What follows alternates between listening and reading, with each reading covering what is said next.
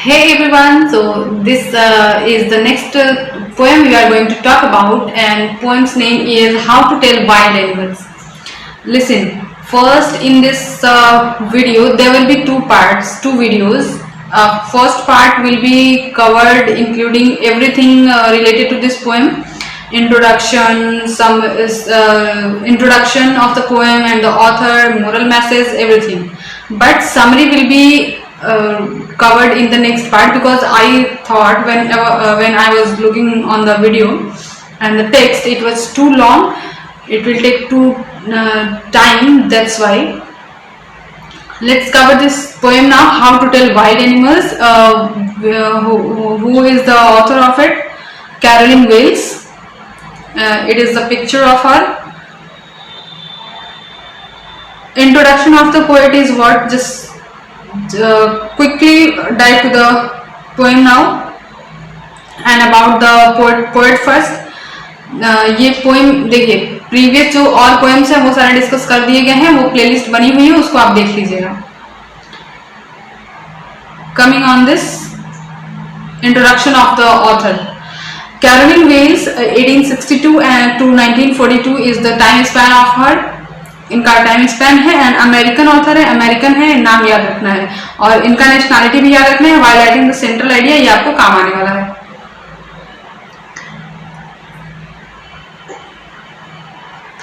American है और poet known for her humorous and whimsical style. She wrote numerous books of for children, detective novels also, and comic verses. Her writing often used wit and light-hearted tones, especially in poetry.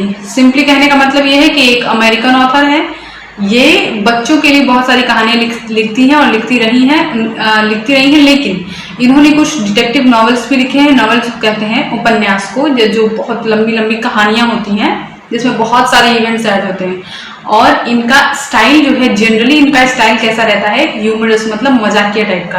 किसी serious बात को भी मजाक में कह के बातें cover कर लेना और समझा देना, ये इनका स्टाइल है. ह्यूमरस स्टाइल है इनका, टोन ह्यूमरस है.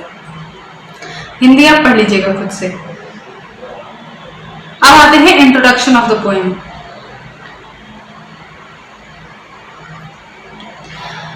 The poem How to Tell Wild Animals is a humorous guide to identifying wild animals in a jungle. The poet presents dangerous creatures like tigers, lions, bears, etc. in a funny way. Instead of giving scientific facts, the poet uses imagination and comic comparison to describe how a person might recognize these wild animals, often by getting attacked by them. Simply इसमें ये introduction इस poem में है क्या? How to tell wild animals मतलब है कि wild animals को कैसे जानिए, कैसे उनको पहचान लेते हैं. तो ये जो पोएम है ये इसी बारे में है. इसमें जो ऑथर है वो ये कह रही हैं कि बहुत ह्यूमरस तरीके से, वैसे तो एनिमल्स को पहचानने का तरीका आपने साइंस में भी पढ़ा होगा कि ऐसे ऐसे कौन से एनिमल का टूथ कैसे होते हैं, उनका क्लॉज कैसे होते हैं, ये सबसे पहचान लेते हैं, ठीक है. लेकिन इन्होंने क्या किया है, एक पोएट्री लिख दी है और ह्यूमरस तरीके से बताया है कि आप कभी जब जंगल में हो और आपको एनिमल्स को पहचानना हो कि एनिमल कौन सा है, तो कैसे पहचानेंगे. ये तरीका है. सिंपली इन्होंने इस पोएम में, पूरे पोएम में, पूरे स्टैंजा में यही बताया है. और ह्यूमरस तरीके से, और इमेजिनेशन का भी यूज करती है. इमेजिनेशन मतलब कि आप देख करके जब पोएम को देखें या फिर पढ़ें पोएम को, तो आपको लगे कि एक्चुअली वो चीजें आपके सामने हो रही हैं, वो होती है इमेजिनेशन. तो इमेजिनेशन का यूज करके, इमेजरी का यूज करके इन्होंने बताया है. और ये ह्यूमरस पोएम है, सीरियस पोएम नहीं है. ह्यूमरस टोन में कहा गया है इसको. अब ये देखिए, मैंने कहा था कि समरी है, we will cover in the next video. तो summary here I am skipping, summary मैं स्किप कर रही हूँ यहाँ पे. देखिए, कुछ टाइगर, जैसे कि कुछ एनिमल्स हैं जिनका नाम इन्होंने बताया है, जैसे कि here is this tigers, lions, bears, and there are so many others like crocodile, hyena and chameleon. ये सारे जो और भी है ना क्रिएचर्स, इनके बारे में भी इन्होंने बताया है. तो stanza wise when I will be covering in second part summary, तो उसमें आपको मैं बता दूंगी. अभी इंट्रोडक्शन समझ लीजिए, कॉपी पेस्ट करने के लिए इजी रहेगा। समरी स्किप करते हैं, यहाँ पर लाइन बाय लाइन समरी है, इट विल टेक टाइम। तो समरी स्किप करके सीधे आते हैं stanza 4 here and the next 5 stanza, okay stanza 5। अब ये आते हैं सेंट्रल आइडिया पे कि सेंट्रल आइडिया क्या है और लिखना कैसे है। आपको ध्यान ये रखना है, this poem is a light hearted humorous take on how one might recognize wild animals in the jungle instead of factual description. The poet presents exaggerated and comical methods to identify animals, often involving getting attacked or eaten. The poem mocks the idea of learning about wild animals through dangerous and ridiculous encounters.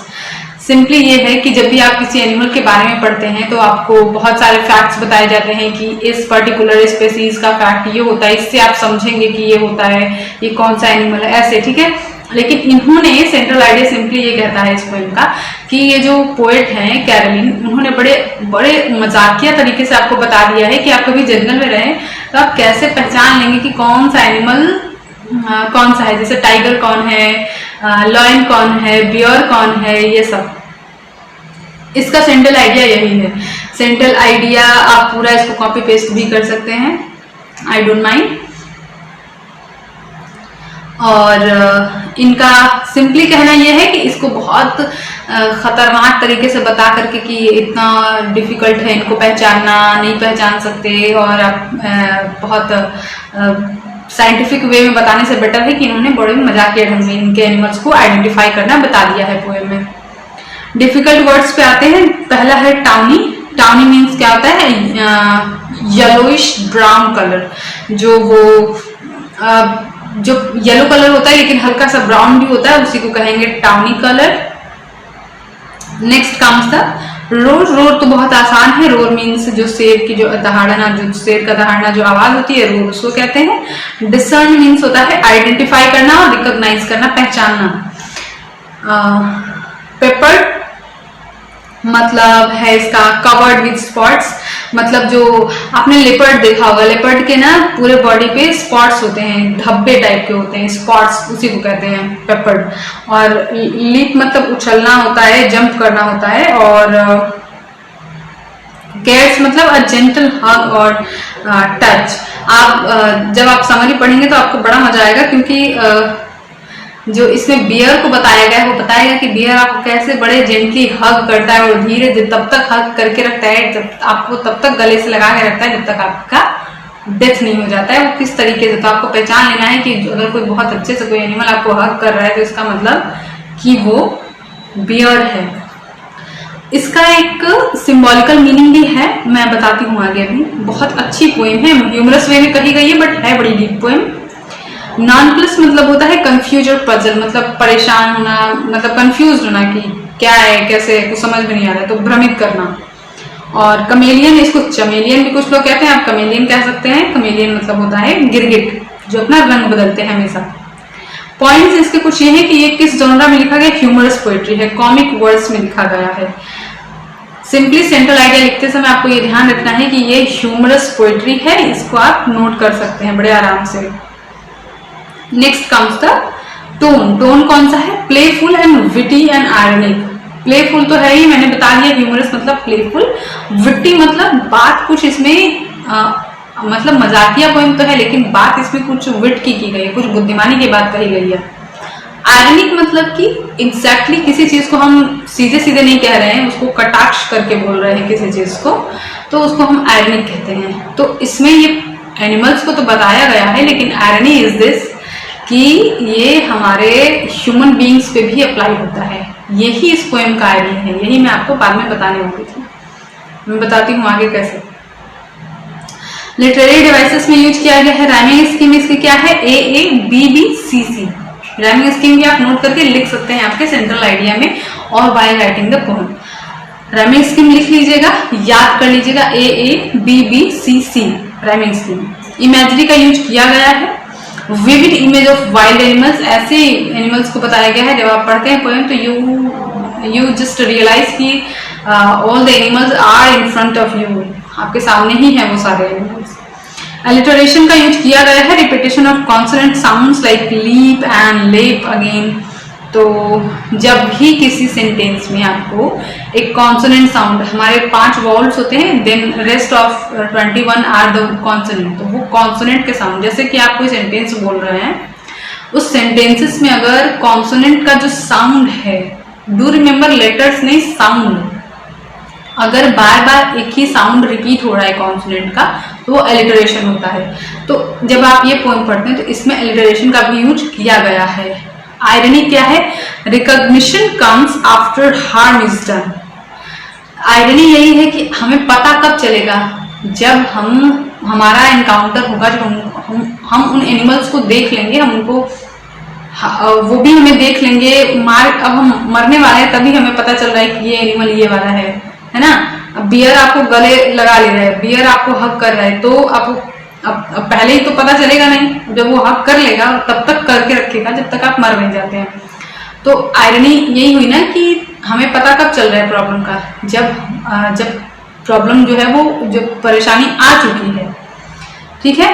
Personification, हाइना को जो use किया गया, smiling, crocodile को weeping, ऐसा बताया गया है। जैसे ये हाइना जो है और क्रोकोडाइल है, इनको एज अ ह्यूमन बीइंग यहाँ पे यूज किया गया है, ऐसा बताया गया है, इनको पर्सोनिफाइड किया गया है। सिंबॉलिज्म क्या है? लॉयन एंड टाइगर को बताया गया है पावर एंड डेंजर का। हाइना क्या है? फॉल्स लाफ्टर का। हाइना जो होता है ना, वो बड़ा स्माइल करता है देख करके। ठीक है। और क्रोकोडाइल है fake emotions and chameleon, dissipation and invisibility, मतलब कि अदृश्य हो जाना। आपने गिरगिट देखा होगा, वो पेड़ पर जब बैठते हैं तो अपना रंग बदल लेते हैं, उस कलर का हो जाते हैं, तो धोखा देने वाला। मोरल मैसेज ये है कि the poem teaches us to not always take things too seriously, sometimes humour can be powerful way to express truths. It also shows how appearances can deceive and one must not rely on outer behavior to judge danger. Message ये है, थोड़ा deep message इस poem का यही है कि हमें हमेशा किसी चीज को सीरियसली नहीं लेना चाहिए। देखो, खेल खेल में, हंसी हंसी में भी चीजें सीखी जा सकती हैं, instead of taking the things very seriously और वेरी इमोशनली। किसी चीज को बहुत ज्यादा डीप और डिटेल और सीरियसली लेने से नहीं, कभी कभी कुछ चीजों को मजाक में भी समझा जा सकता है। सिंपली आप ये सोचिए कि अगर आपको किसी एनिमल के बारे में जानना होगा तो आप उसको बड़ा अच्छे से ध्यान देकर पढ़ेंगे, लेकिन यहाँ पे पोएट ने क्या किया है, बड़े आराम से आपको पोएम के थ्रू बता दिया है कि कौन सा एनिमल कैसा होता है ना, ये बताया है। और कभी कभी ये बताया गया है कि कभी कभी हमें किसी भी चीज पर तुरंत ऐसे आउटर बिहेवियर है किसी का, वो देख करके उसको तुरंत भरोसा नहीं करना चाहिए। रिलाई मतलब होता है भरोसा करना, किसी के आउटर बिहेवियर को देख करके तुरंत से उस पर भरोसा नहीं करना चाहिए, क्योंकि एक्चुअली जो बाहर से दिखता है वो होता नहीं है।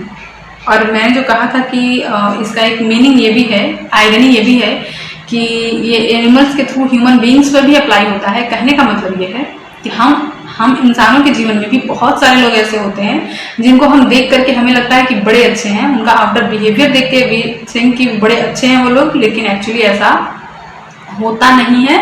वैसे लोग हमारे लिए बड़े डेंजरस होते हैं।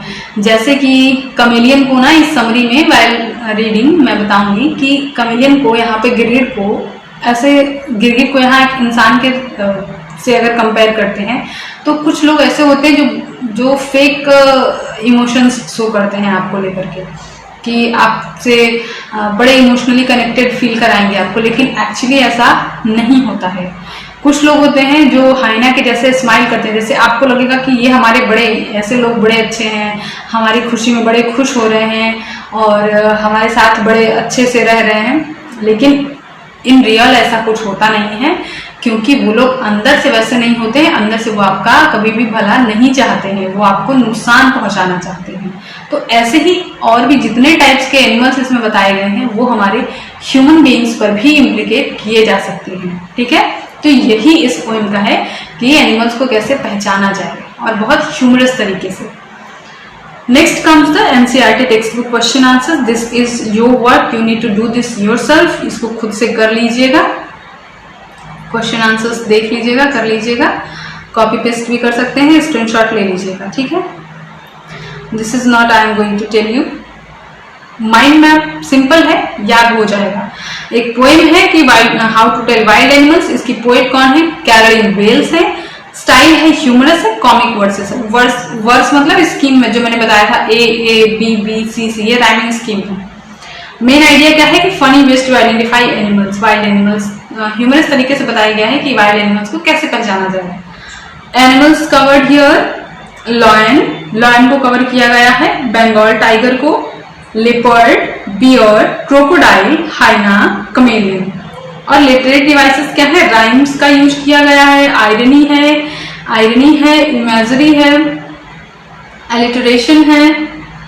देन मैसेज क्या है कि appearances are misleading, humour reveals truths. तो इसमें यही बताया गया है कि जो अपीयरेंसेस होती हैं वो हमेशा सच साबित नहीं होती हैं, वो सच नहीं होता है जो हमें बाहर से दिखता है। बस इतना ही है आज के लिए बस। और ये थैंक यू नॉट आपके लिए कि the poem teaches you English with laughter. हाँ, actually don't just memorize, enjoy the humor, understand the hidden meanings and think beyond the lines. Let literature be fun and full of discovery. तो इस poem से हमें दो चीजें पता चलती हैं। एक तो ह्यूमन बीइंग्स पर भी इम्प्लीकेट करके देख सकते हैं कि ऐसे लोग आपके जीवन में भी बहुत होते हैं, तो ये तो आयरनी हो गई। एक ऐसे लोगों को भी पहचानना, एक वाइल्ड एनिमल्स को फन खेल में पोएम के थ्रू एनिमल्स को कैसे पहचाने, ये भी आपको पता चलता है, ठीक है। बस आज के लिए इतना ही। और इसका जो पार्ट 2 आएगा, उस पार्ट 2 में line by line summary will be discuss. बस मिलते हैं हमारी अगली वीडियो में पार्ट 2 समरी के साथ।